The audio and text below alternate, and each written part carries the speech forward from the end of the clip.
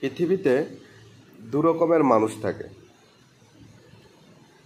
এক রকমের মানুষ হচ্ছে যারা লেখাপড়া করে অশিক্ষিতর মতন কথাবার্তা বলে, অশিক্ষিতর মতন ব্যবহার করে।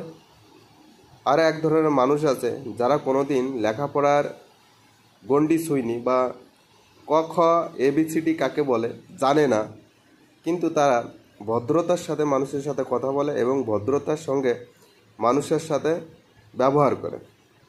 তো এই দুটো মানুষের মধ্যে একটি পার্থক্য, সে হচ্ছে পারিবারিক পার্থক্য। ঠিক আছে, তোমার ফ্যামিলি কতটা ভালো সেটার উপর নির্ভর করবে তোমার ভাষা ব্যবহার, তোমার চালচলন, তোমার আচার ব্যবহার সব কিছু।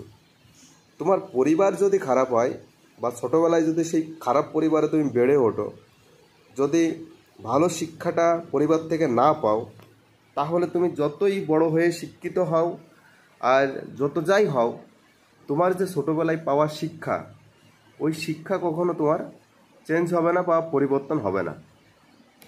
তো এরকমই কিছু কিছু মানুষ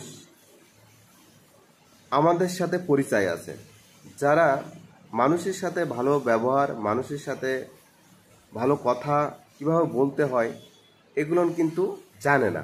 ঠিক আছে, যে একজন মানুষকে কী ভাষায় কথা বললে, তার সাথে কীভাবে ব্যবহার করলে, ঠিক আছে,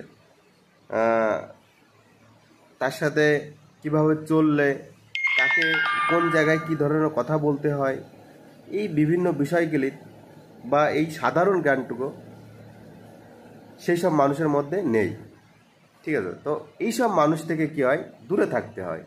না হলে এদের তো মান সম্মান বোধ বুদ্ধি কিছুই নেই, যে কোথায় কি বলে দেবে যে সেখানে তোমার মান সম্মান চলে যাবে। হয়তো তুমি কোনো একটা ভালো কাজ করেছো, তবুও সেই ভালো কাজের মধ্যে সে এমন একটা কথা বলে দেবে যে সেখানে তোমার মান সম্মান চলে যাবে। ঠিক আছে, তো যতটা পারবে এইসব মানুষ থেকে দূরে থাকবে। ঠিক আছে, কারণ এইসব মানুষের দিকে কোনো ভরসা নেই। এই কারণে ভরসা নেই যে শুধু যে একটা কাজ মানে চিল্লায়ে বা বেশি কথা বলে সেই কাজটা যে করা যায় তা না। একটা মানুষকে যে কোনো কাজ আপনি ঠিকঠাকভাবে যদি তাকে বোঝাতে পারেন, ঠিকঠাকভাবে তাকে যদি বলতে পারেন, যে কোনো কাজ বা যে কোনো জিনিস একটা মানুষকে বোঝানো সম্ভব বা করানো সম্ভব। এটা সবসময় মনে আমাদের রাখা উচিত। ঠিক আছে, তো যে কোনো কাজ করার আগে মাথা ঠান্ডা করে ভালোভাবে ভেবে তারপরে সেই কাজটা করা উচিত। কারণ আপনার একটু ভুলের জন্য সেই কাজটা কিন্তু